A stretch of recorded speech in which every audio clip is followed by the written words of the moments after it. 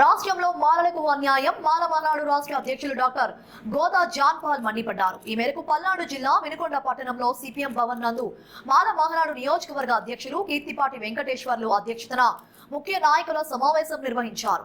ఈ సమావేశానికి రాష్ట్ర అధ్యక్షులు డాక్టర్ గోదా జాన్ పాల్ ముఖ్య అతిథిగా పాల్గొని మాట్లాడుతూ రాష్ట్రంలో కాలం చెల్లిన వర్గీకరణ అలాగే సుప్రీంకోర్టు కొట్టివేసిన అంశాన్ని తిరిగి మరలా తెరపైకి తెచ్చి కూటమి ప్రభుత్వం ఆర్డినెన్స్ పేరిట మాలలకు అన్యాయం చేసే కుట్ర నడిచిందని, రాష్ట్ర వ్యాప్తంగా మాల ఉద్యోగస్తులపై మానసిక దాడులు జరుగుతున్నాయని, కూటమి ప్రభుత్వం అధికారంలోకి రాగానే మొదటి సంతకం డిఎస్సికి పెడతానని చెప్పి అమలు చేయడానికి కూడా ఎస్సీ వర్గీకరణ పేరిట సంవత్సర కాలం కాలయాపన చేస్తుందని మండిపడ్డారు.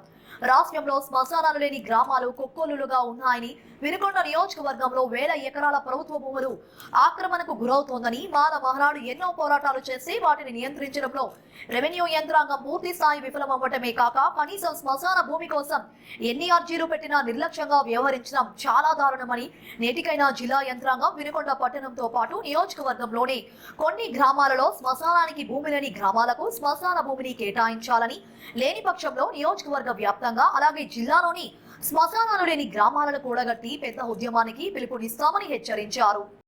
అందరికీ జై భీమ్. నేను గోదా జాన్ పాల్ మాల మహానాడు రాష్ట్ర అధ్యక్షులు.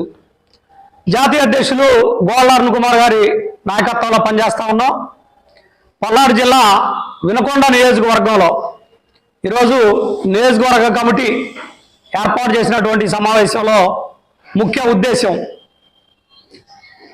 ఈ రాష్ట్రంలో మెజారిటీగా ఉండబడేటటువంటి మాలలు, ఈ రాష్ట్రంలో కుల జనాభా గనక తీస్తే అన్ని కులాల కన్నా మెజారిటీగా ఉండబడేటటువంటి మాలలు నేడు ఈ రాష్ట్రంలో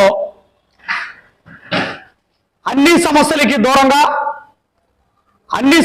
దూరంగా అభివృద్ధికి దూరంగా ఉండబడేటటువంటి పరిస్థితులు ఈ రాష్ట్రంలో కొనసాగుతూ ఉన్నాయి. ప్రధానంగా ఏదైతే కాలం చెల్లినటువంటి వర్గీకరణ, గతంలో సుప్రీంకోర్టు కొట్టివేసినటువంటి వర్గీకరణ, నేడు ఈ రాష్ట్రంలో తెలుగుదేశం ఉమ్మడి కూటమి ప్రభుత్వం అధికారంలోకి వచ్చిన తర్వాత ఎస్సీ వర్గీకరణ విషయంలో ఎస్సీ వర్గీకరణకు మద్దతు తెలుపుతూ ఎస్సీ వర్గీకరణపై ఆర్డినెన్స్ తీసుకొచ్చి నేడు కులాలకు అతీతంగా మతాలకు అతీతంగా ఉండబడేటటువంటి యువతీ యువకులు ఎవరైతే నిరుద్యోగులుగా సంవత్సరాల తరబడి డిఎస్సి కోసం ఎదురు చూస్తున్నటువంటి నేపథ్యంలో అటువంటి డిఎస్సి నోటిఫికేషన్ కూడా వర్గీకరణ కోసం పక్కన పెట్టి ఈరోజు వయసు మీరిపోతా ఉంది, తమ యొక్క ఉద్యోగానికి ఈ వయసు ఉంటే ఆ వయసు మీరిపోతా ఉంది, డిఎస్సిని అమలు చేస్తాము, నా మొదటి సంతకం డిఎస్సి మీద పెడతానని చెప్పినటువంటి ప్రస్తుత తెలుగుదేశం ప్రభుత్వం, కూటమి ప్రభుత్వం ఎస్సీ వర్గీకరణ అడ్డం పెట్టి ఈరోజు వర్గీకరణ కోసం డిఎస్సిని కూడా లేటుగా అమలు చేసినటువంటి పరిస్థితి. ఆ డిఎస్సిలో ఈరోజు వర్గీకరణ విషయంలో ఆర్డినెన్స్ తీసుకొచ్చి ఈరోజు మాలలకు అన్యాయం జరిగేటటువంటి పరిస్థితి రాష్ట్ర వ్యాప్తంగా చూస్తా ఉన్నాం. ఈ రాష్ట్రంలో మరి కేంద్రంలో ఉండబడినటువంటి పథకాలు ఏ అయితే ఉన్నాయో ఆ పథకాల్లో ఈరోజు మాలలకు అన్యాయం జరుగుతూ ఉంది. రాష్ట్రంలో ఉండబడినటువంటి ప్రధాన సమస్యలు కుట్టుపడిపోతా ఉన్నాయి. ఈ వినుకొండ నియోజకవర్గంలో అయితే ప్రధానంగా సంవత్సరాల తరబడి ఈ యొక్క వినుకొండ పట్టణంలో అధికంగా ఉండబడేటటువంటి ఈ రాష్ట్రంలో అధికంగా మాలలు ఉన్నారు. అలాగే వినుకొండలో కూడా పట్టణ ప్రాంతంలో కొన్ని కాలనీల్లో మాలలు ఉంటే ఇప్పటికీ మాలలకు సంబంధించిన సపరేట్ గా ఒక శ్మశానం లేకపోవడం అనేటటువంటి పరిస్థితి చాలా దుర్భరమైన పరిస్థితి, చాలా ఇబ్బంది పడేటటువంటి పరిస్థితి. ఒక మనిషి చనిపోతే 5 అడుగుల నేలను పాతి పెట్టడానికి నేల లేక ఈరోజు ఎక్కడో ఒక కాలువలమ్మటి లేకపోతే రోడ్లమ్మటి పాతి పెట్టేటటువంటి పరిస్థితి ఈ రాష్ట్రంలో ప్రధానంగా ఈ వినుకొండ నియోజకవర్గంలో మాలలకు నెలకొంది అంటే ఇంతకన్నా దుర్మార్గం, ఇంతకన్నా దౌర్భాగ్యం ఎక్కడన్నా ఉందని అడుగుతా ఉన్నాం. ఈ రాష్ట్రంలో ప్రధానంగా ఈ వినుకొండ నియోజకవర్గంలో వందల వేలాది ఎకరాలు ప్రభుత్వ భూములు అన్యాక్రాంతం అవుతా ఉందని మాల మహానాడు ఈ నియోజకవర్గ కమిటీ, జిల్లా కమిటీ, రాష్ట్ర కమిటీ ఆధ్వర్యంలో ఎన్నో పోరాటాలు ఈ ప్రాంతంలో చేసినటువంటి పరిస్థితులు ఉన్నాయి. ప్రభుత్వ భూముల ఆక్రమణకు గురవుతా ఉన్నాయని పక్క పోరాటం చేస్తే, కానీ ప్రభుత్వ భూముల్ని మళ్ళీ ప్రభుత్వం తీసుకోవడంలో ప్రభుత్వ అధికారులు ఏమాత్రం నిర్లక్ష్యంగా ఉన్నారు. ప్రజాప్రతినిధులు ఏ విధంగా ఏ స్థాయిలో నిర్లక్ష్యంగా ఉన్నారో మా కమిటీ ద్వారా గత 5 ఏళ్లు ఆపై గత 5 ఏళ్లు 2014 తెలుగుదేశం అధికారంలో ఉన్నప్పుడు, గతంలో వైఎస్ఆర్ కాంగ్రెస్ పార్టీ అధికారంలో ఉన్నప్పుడు ఏ విధంగా మా పోరాటాలు చేశామో ఇక్కడ ఉండబడినటువంటి స్థానిక శాసనసభ్యులు, గతంలో శాసనసభ్యులు కావచ్చు, ప్రస్తుత శాసనసభ్యులు కావచ్చు, అప్పుడు ప్రతిపక్ష అధికార పార్టీలు కావచ్చు, ఇక్కడ ఉండబడినటువంటి అప్పుడు ప్రభుత్వ అధికారులు కావచ్చు, ఎన్నో అర్జీలు పుట్టదాఖలవుతున్నటువంటి పరిస్థితులు ఈ నియోజకవర్గంలో చూస్తా ఉన్నాం.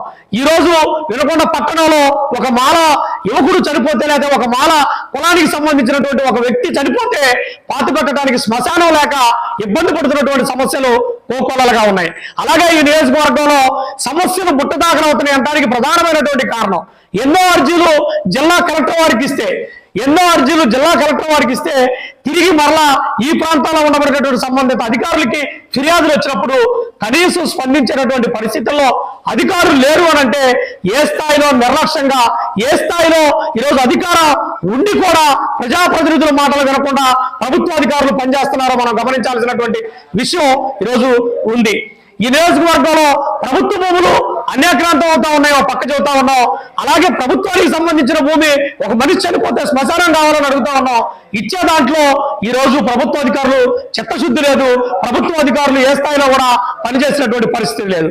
అలాగే ఈరోజు వేల సంవత్సరాలుగా చాలా మంది పేదలు, వేల సంవత్సరాలుగా చాలా మంది పేదలు ఈరోజు ఎవరైతే చెబుతా ఉన్నారో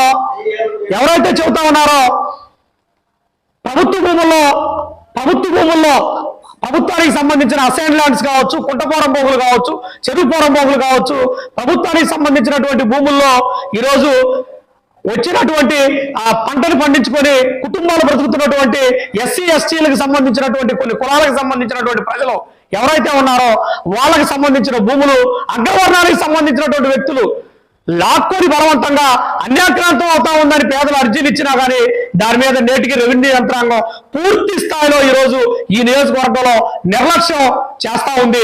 ఈరోజు ప్రభుత్వ భూములు కాదు, ప్రైవేటు భూములు కూడా ఈరోజు పట్టాదారు పాస్ పుస్తకాలు ఉండి, 1B ఉండి, అడంగులుండి పొజిషన్ లో ఉన్న భూముల్నే ఈరోజు ముడుపులు వేల లక్షల రూపాయలు ఈరోజు ముడుపులు తీసుకొని ఎవరైతే అగ్రవర్ణ వ్యక్తులు ఉన్నారో, ఎవరైతే భూ బకాసులు ఉన్నారో, ఎవరైతే భూ ఆక్రమణదారులు ఉన్నారో వాళ్ళకి కట్టబెట్టేటటువంటి పరిస్థితి రెవెన్యూ యంత్రాంగం చేస్తా ఉంది. వీటి మీద రానున్న రోజుల్లో ఓ మంచి కార్యాచరణ తీసుకుంటాం. నియోజకవర్గాల వారీగా ఎక్కడ ప్రభుత్వ భూములు అన్యాక్రాంతమైనయో, నియోజకవర్గాల వారీగా ఎక్కడ మాలాలకు సంబంధించి, పేదలకు సంబంధించి శ్మశానాలు లేనటువంటి గ్రామాలు ఉన్నాయో వీటన్నిటినీ ఏకం చేస్తాం. వీటన్నిటి మీద ఓ పెద్ద పోరాటం జిల్లా కలెక్టర్, జిల్లా యంత్రాంగానికి తెలిసే విధంగా ఓ పెద్ద పోరాటం చేయబోతున్నామని ఈ సందర్భంగా తెలియజేస్తూ స్థానిక శాసనసభ్యుల వారికి ఒకటే విన్నవిస్తా ఉన్నాం.